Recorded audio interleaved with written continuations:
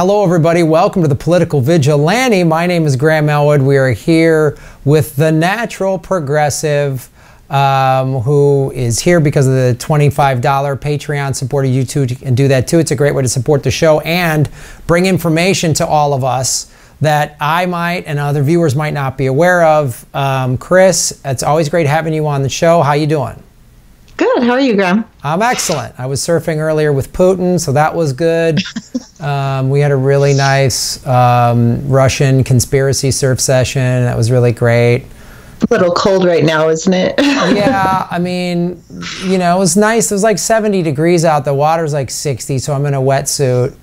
But, you know, Susan Sarandon stole the wetsuit as she did the election from Hillary, so that's why I was able to surf today. So Susan Sarandon is kind of all powerful. I don't know if people understand. Oh yeah, oh yeah. She can control elections, swing them one way or the other, however she decides. This is fantastic, right? One Hollywood actor can override $1.5 billion in campaign money. It's pretty amazing.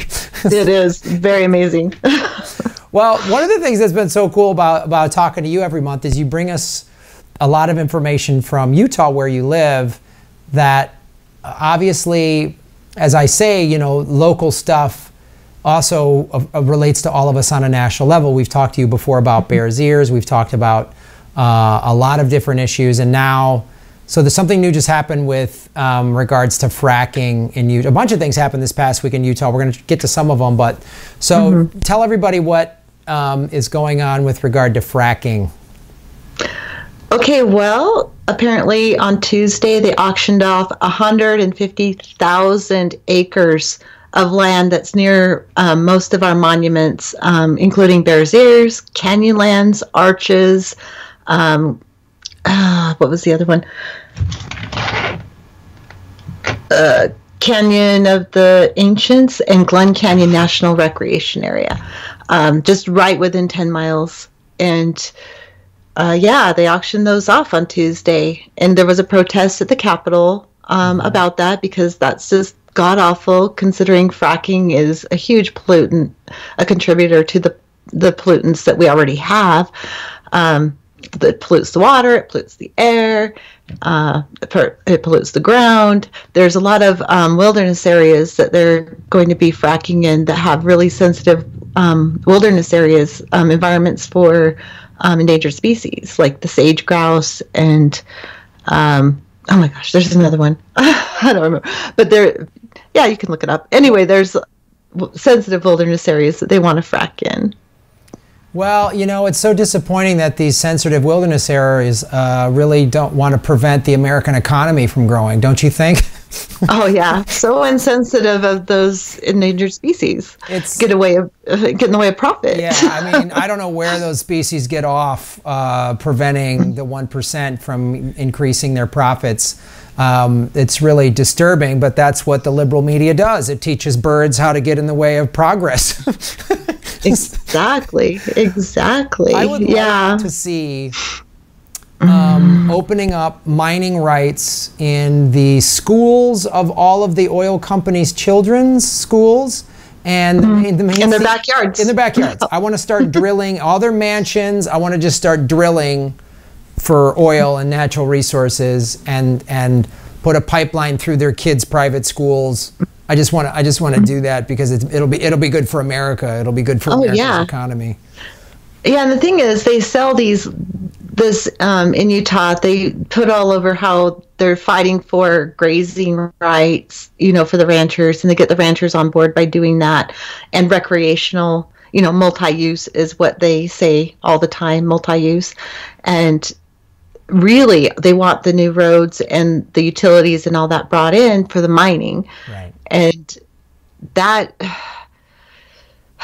I'm sorry, but it's not for recreational. It's not for the grazing. If you're doing the grazing, what good is it to have your cattle on land where the water's going to be poisoned? Yeah. And I mean, it just doesn't make any sense to me.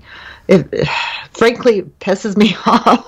It should, and it should piss off the ranchers. Like when their cattle gets poisoned, is that when the ranchers are going to go, oh, wait a minute, maybe this is not in my best interest? Maybe if they looked it up, they could see that there's already that happening time and time again all over the country. There's ranchers that have allowed fracking on their land. Well, they don't even really have a choice, actually, because in a lot of places, a really good place to look up is Pavilion, Wyoming, where they're just mining on people's land, private land. They don't own the mineral rights. They only own the surface rights. So companies can come in, whether you want them or not, and mine on your land. And I'm not even kidding you. And so once the ranchers have this happen, suddenly their mind changes big time. Oh. And it's been proven that it poisons the water, the ground drinking water.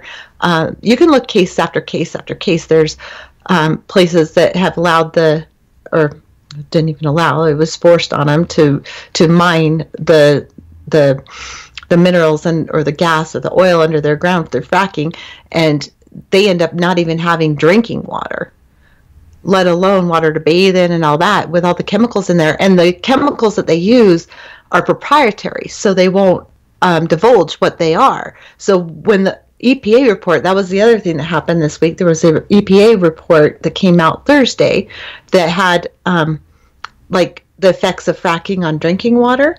I know no one heard about that, right? Have you heard about that? That came out Thursday? No, it's weird. I didn't. A lot of mainstream media weren't covering that. It's odd to me. I know, right? All crying about it. I didn't. Right. So it says right in the facts section there, and I should give you a link to that too to put in your notes. But in the facts section, it states that they don't have really accurate studies on it because they don't know what the companies are using, and they're not allowed to know. So, well, let's get back to the protests that were at the Capitol there in Salt Lake. How did they go? I mean, like, what was the outcome of them, or how were and also how were they covered in the local media?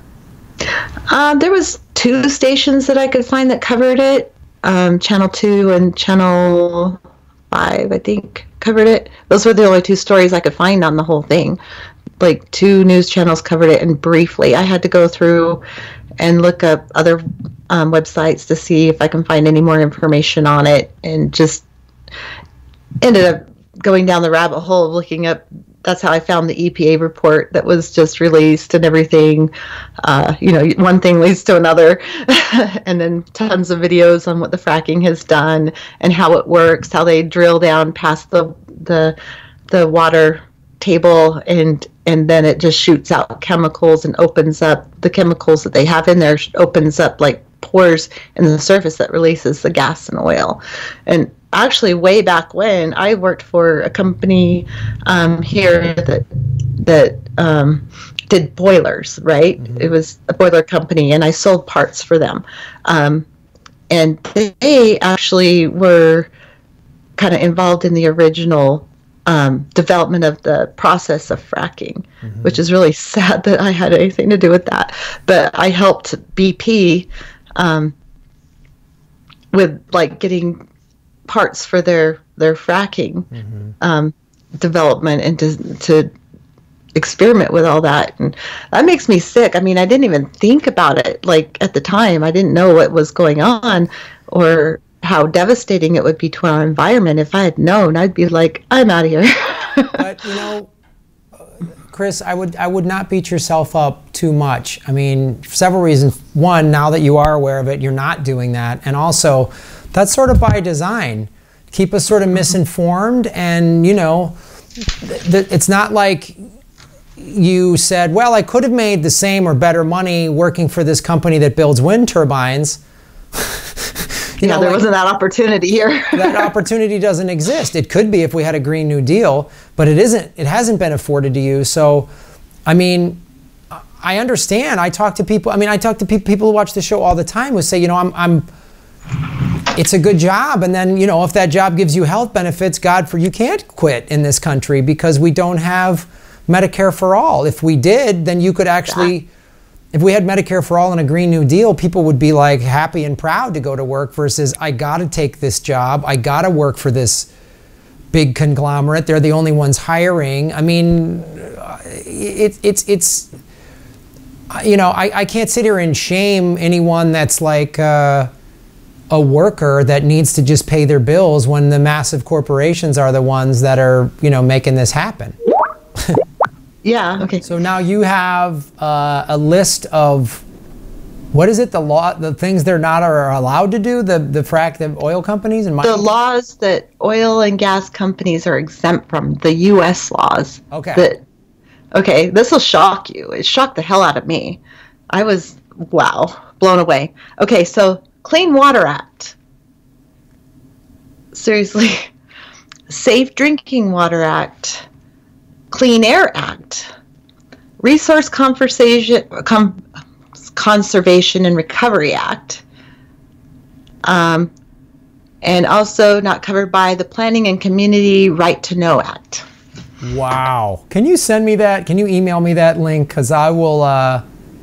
It's actually in a documentary. Okay. It's called Split Estate, and it talks about the fracking and how a lot of people don't own their mineral rights, and how oil and gas companies can just come on and mine your own land without you don't get to say yes or no. They just do it. It's incredible. Yeah, I'll send you that, and I'll send you the link to the video so you can put it in the show notes too. It's Split Estate. Okay. Documentary. It's amazing. Like, it'll freak you out. It totally freaked me out, especially when I saw that slide. I had to take a screenshot of it because I haven't seen that anywhere. Have you seen that? Never knew that. Like, what they're exempt from is amazing to me. How do they do that? Well, I'll tell you how they do that. They buy politicians. Yeah. Right. It's like, that's obvious. So I just did and it's Chuck Schumer just appointed Joe Manchin. Right? I know. Oh my. The head of some environmental committee. And, you know, I just did a video about this. Joe Manchin has gotten somewhere in the neighborhood of $410,000 to $420,000 from just that industry. I know. He's the wrong person to be in charge of that. And where we have 12 years to get our shit together. Sorry. 11. Don't mean to swear anything. It's almost 2019. It's 11 years. Yeah, true. Okay. So 11 years.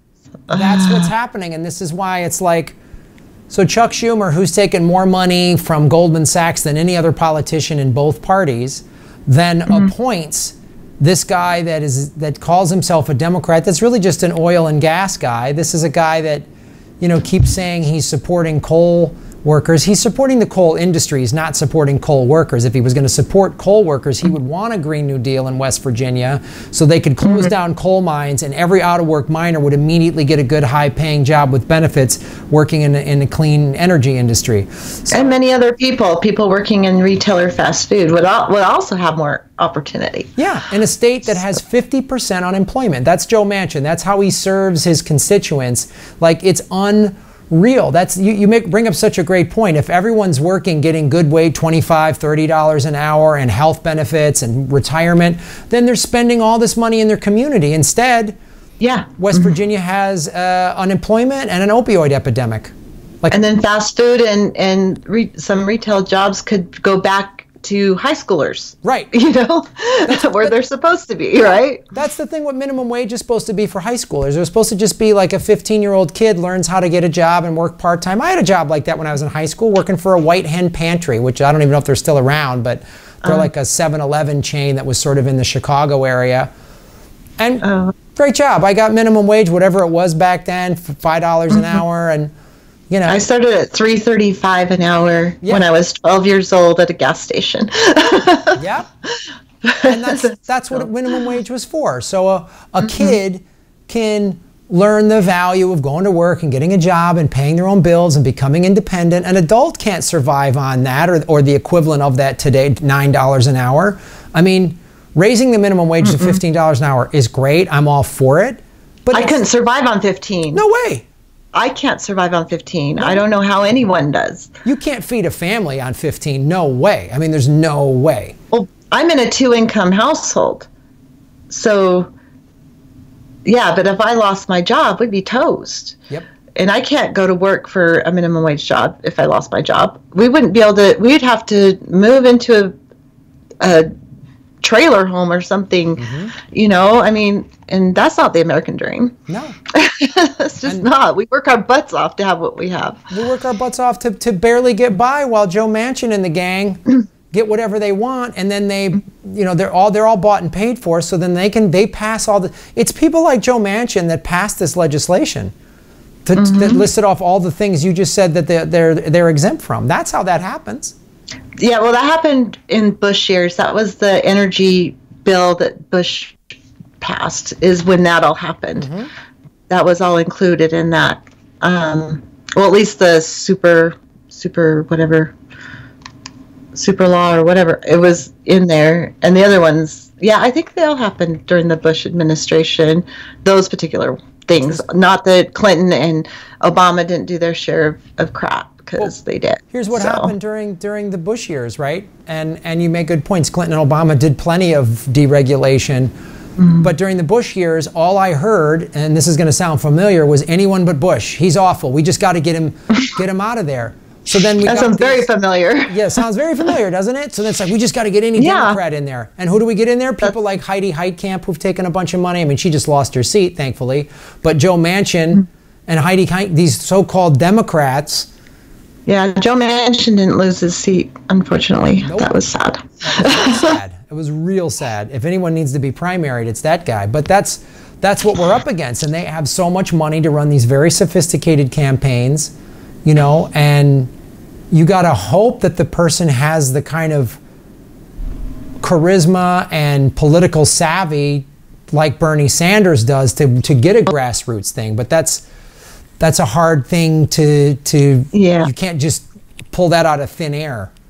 Yeah, that's hard, and it's going to be worse because I don't think they're going to let Bernie win or do anything. We don't have a valid election system, so how do we even know what our votes do? Like, they don't even count for that much. I mean, yeah, I'm going to still vote. I'm going to do everything I can, and that includes voting, but I just don't think our vote matters when you can't verify it. Right. And I think the Green Party probably got a way bigger percent of the vote than they put out, like, than it showed. But yeah, we just need to be like Paris, get down the freaking streets and show them, you know, what the workers contribute to their bottom line, and shut things down. I mean, that's horrible to say. I don't mean violence. No. But I mean shutting things down and showing them that we mean business and they can't take advantage of us anymore.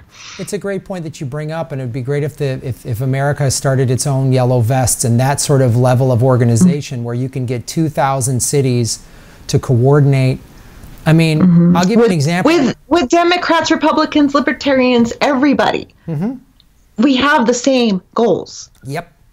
If we focus on the issues and specific ones that everybody relates to, and we all get together on that platform and get out in the streets and get in their face and call them. Sorry, I didn't mean to interrupt. No, it's a I'm great a little point. passionate about that. You should be. It's a thing we should get passionate and get organized, because I'll give you another great example, especially since I'm a big proponent of nonviolent resistance as well. Here's what the Japanese in Tokyo, what the bus union did, what the bus drivers did. One day, they didn't charge anybody.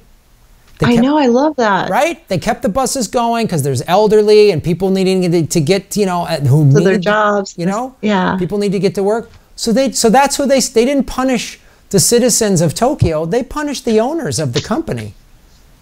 I love that. Isn't that what happened to those workers, though? Do you know? Did you see a follow-up on that? I have not done a follow-up on that. That's a great question, and that is something I will follow up. But think about that. I know. What if everyone at McDonald's, one of the biggest employers in the country, said, everyone organized. Today, free burgers. Hamburgers are free. Everyone gets a free one. Until we get our wages, everyone's getting free burgers. It's like...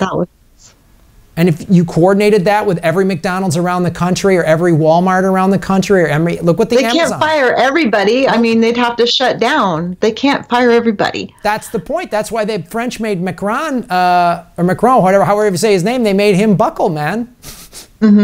I love that. I love that. He gave into first he just gave into the gas tax, and then he started giving into the other, like giving the middle class a tax break, and it's starting to work. So because people realize we need to follow that example. Absolutely. Think about that. Think about if every Amazon employee, I mean, look what they did in Spain and Germany on Black Friday. Oh yeah. Good luck sending your packages out if we all walk. Good luck. You know? Everyone has to be together and not be afraid. I mean, if every Whole Foods just went, everyone gets a free cart of groceries. Everybody gets just walk out. Thank you. Like, yep. You get that would be fantastic. I wish we could all get together on that. But you have to get the Republicans who are against protesting here. They really down talk it here, and there's a lot of Republicans that say you just shouldn't protest. That's just what I run across here. Speaking of the NSA, the Utah just got awarded the Olympics in 2030, and you gave me this information. I'm going to read it, and then you can elaborate for everybody. This quote here. So this is from Wikipedia. New details show broader NSA surveillance reach. Programs cover 75% of nation's traffic and can share emails. Wall Street Journal retrieved August 21, 2013. For the 2002 Winter Olympics in Salt Lake City, officials say the Federal Bureau of Investigation and NSA arranged with Quest Communications International Inc. to use intercept equipment for a period of less than 6 months around the time of the event. It monitored the content of all email and text communication in the Salt Lake City area. Doesn't that freak you out a little bit? Wow. And that's all for our protection, right, Chris? Right. They scare you into thinking you need to be spied on. And I don't get that whole concept, but yeah. And I can tell you about my personal experience in 2002. I was dating a parole officer. Mm-hmm. And there's more to it if you look into the Wikipedia, and the White House actually has... I think I sent you the link to the White House page on it as well. Mm-hmm. But they get all the law enforcement there, that they kind of make them temporary NSA officers and everything. And my boyfriend that I dated at the time, being a parole officer, he got into that, and he was in a surveillance van, and he spied on me right outside my house. Wow. And told me about it after. Yeah. So when I saw this, I thought it was just, incidental, at the time. I didn't, of course, at the time you don't really think, and I was young, so I didn't really think about it. And then when I read it today, I'm like, oh my God. That's the spying what are they doing that you were made aware of. Yeah. That's just what you were told by someone that was doing it. They're not, they're not supposed to. So what spying was done? How many guys were checking up on their girlfriends and vice versa during that time? How many people were using it for some sort of scam or illegal or creepy thing? How much of that information? Spying on people. Yeah, financial intercepting communications. Okay, right after that, and so this was the 2002 Olympics were right before the Patriot Act was actually enacted. Mm-hmm. Okay, so. Patriot Act was enacted just after the 2002 Olympics. So this was kind of like a precursor to that. Before this, they call it a national special security event. So before that, it was pretty much like global conferences and stuff like that were categorized in that area to where they could put all those spying measures out. And then the NSA was created and all that. And the NSA turned out to be a huge citizen spy. I think that's their whole goal, is just to spy on citizens. When I first met my current husband, he was going through a divorce, and his ex-father-in-law, we were going through a custody battle. Actually, the divorce was done, but we were going through a custody battle, and his ex-father-in-law was over the NSA in Utah, and he intercepted some of the documents I sent to the state, and ended up my husband ended up not okay, so he ended up being banned, having a grandma report saying he can't adopt kids, he can't do anything that's around children and all that, because of what his ex-wife did, the daughter of the NSA guy. And I argued in court before that, and totally disproved everything. They just needed the documentation, and all I had to do was send in that documentation, and then that would all disappear. But I sent the documentation, and that documentation disappeared in the mail system. Like, it was just gone. So he's stuck with that record forever. That's terrifying. And that just shows you when people are like, oh, it's private security. No, here's an NSA agent completely. There's no way that's legal.